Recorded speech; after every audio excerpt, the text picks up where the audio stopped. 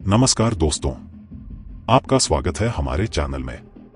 दोस्तों, आजकल छावा मूवी की बहुत चर्चा हो रही है। लोग काफी पसंद भी कर रहे हैं। अगर आपने भी छावा मूवी देख ली है तो कमेंट में हमें जरूर बताएं कि आपको कैसी लगी। और अगर अब तक नहीं देखी है तो जाइए और देख कर आइए। मुझे उम्मीद है आपको जरूर पसंद आएगी।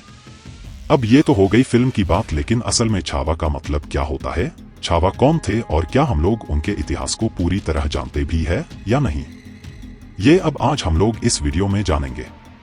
दोस्तों, हम लोग जानेंगे कि कौन थे गनोजी और कान्होजी, जिनके विश्वासघात ने छावा को औरंगजेब की गिरफ्त में पहुंचाया।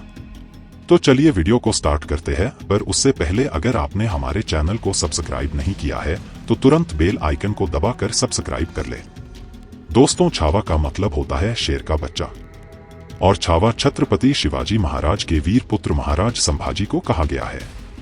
छत्रपति शिवाजी महाराज की ही तरह वीर मराठा छत्रपति संभाजी राजे ने मुगलों का डटकर सामना किया और हराया था, पर गनोजी शिर्के और कान्होजी नाम के दो रिश्तेदारों के विश्वासघात के कारण छत्रपति संभाजी महाराज औरंगजेब की पकड़ में आ गए थे। आइए पहले जानते हैं कि कौन थे गनोजी और कान्होजी। यह साल 1682 की बात है। औरंगजेब की अगुवाई में मुगल सेना तेजी से दक्षिण पर कब्जा करने की कोशिश में लगी थी। इसके लिए औरंगजेब ने मराठा साम्राज्य को चारों ओर से घेरने की तैयारी की, पर छत्रपति संभाजी की जबरदस्त तैयारियों और युद्ध की गुरिल्ला तकनीक के आगे उसकी एक न चली। मराठा सेना ने अपने से बड़ी मुगल सेना को बार बार युद्ध में हराया। इसी दौर की बात है, मराठा सेना ने बुरहानपुर पर जोरदार हमला किया था। वहां पहले से मुगलों की सेना तैनात थी, पर मराठा हमला इतना घातक था कि मुगलों को काफी नुकसान उठाना पड़ा। मराठा सेनाओं के एक एक कर हो रहे हमलों के कारण साल 1685 तक मुगल मराठा साम्राज्य का कोई हिस्सा नहीं हासिल कर पाए। संभाजी महाराज के शासनकाल में बाद में भी मुगल सेना ने मराठा साम्राज्य को कब्जाने की कोशिश की। इस दौरान बीजापुर और गोलकुंडा में उसे सफलता मिल गई, पर बाकी जगहों पर मुगल सेना नाकामयाब ही रही। ऐसे ही एक हमले में मराठा वीरों ने जोरदार जवाब दिया और मुगलों को पीछे धकेल दिया। इस युद्ध में संभाजी को जीत मिली, पर उनके विश्वासपात्र और सेनापति हम्बीरराव मोहिते शहीद हो गए। इससे मराठा सेना पर बुरा असर पड़ा और इस कमजोरी का फायदा उठाने के लिए मराठा साम्राज्य में संभाजी के दुश्मन बने रिश्तेदारों ने साजिशें रचनी शुरू कर दी। संभाजी की जासूसी होने लगी। दोस्तों, अब जानते हैं कि कब रची गई थी साजिश।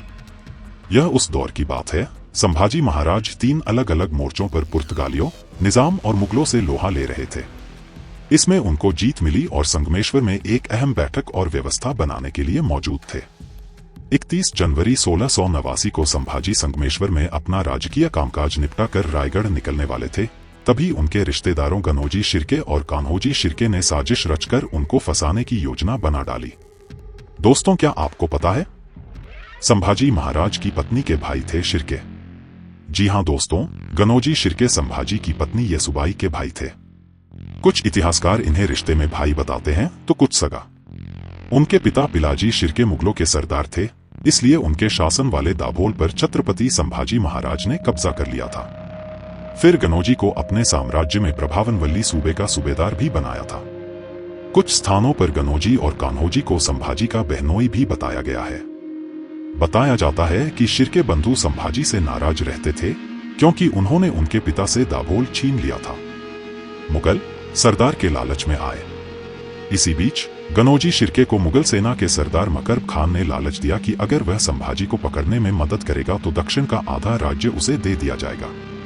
गनोजी उसकी बात में आ गया और संगमेश्वर से निकलने पर उनको रास्ते में फंसाने की योजना बना ली। संभाजी संगमेश्वर से निकलते तब तक गनोजी कुछ गांव वालों के साथ आ गया और कहा कि इलाके के लोग उनका सम्मान करना चाहते हैं। इस पर संभाजी रास्ते में रुकने के लिए तैयार हो गए। उन्होंने अपने साथ केवल 200 सैनिक रखे और बाकी सेना को रायगढ़ रवाना कर दिया। रास्ते की सूचना मुगलों को दे दी। संभाजी महाराज की सहमति मिलने पर गनोजी ने मुगल सरदार मुकरब खान को सूचना भेजकर उनके रास्ते की जानकारी दे दी। मुकरब खान गुप्त रास्ते से 5000 सैनिकों की फौज के साथ आ दमका, जबकि जिस रास्ते से संभाजी जा रहे थे वह केवल मराठों को ही पता था। इस रास्ते की विशेषता थी कि यह इतना संकरा था कि एक बार में एक ही सैनिक निकल सकता था। जैसे जैसे मराठा सैनिक निकलते रहे, उन्हें मुगल सेना बंदी बनाती रही या वे शहीद होते रहे। औरंगजेब के आदेश के अनुसार संभाजी महाराज को जिंदा पकड़ लिया गया। तारीख थी 1 फरवरी 1689। उनको जंजीर से बांधकर तुलापुर किले ले जाया गया। वहां इस्लाम कबूलने के लिए औरंगजेब ने संभाजी महाराज को तमाम यातनाएं दी। करीब 38 दिनों तक संभाजी महाराज को उल्टा लटकाकर पीटा गया। उनकी आंखें निकाल ली गईं, जीभ काट दी गई। मुगल एक एक अंग काटकर तुलापुर नदी में फेंकते रहे। 11 मार्च 1689 को संभाजी महाराज का सिर धड़ से अलग कर दिया गया, पर मरते दम तक शेर का यह बच्चा छावा औरंगजेब के आगे झुका नहीं। ऐसे वीर योद्धा का इतिहास हम भारतीयों को आज तक नहीं पढ़ाया गया। आखिर क्यों इसे महान पुरुषों से आज तक अनजान रखा गया? धरती पर ऐसे पुरुष सदियों में एक बार जन्म लेते हैं। छत्रपति संभाजी महाराज की जय।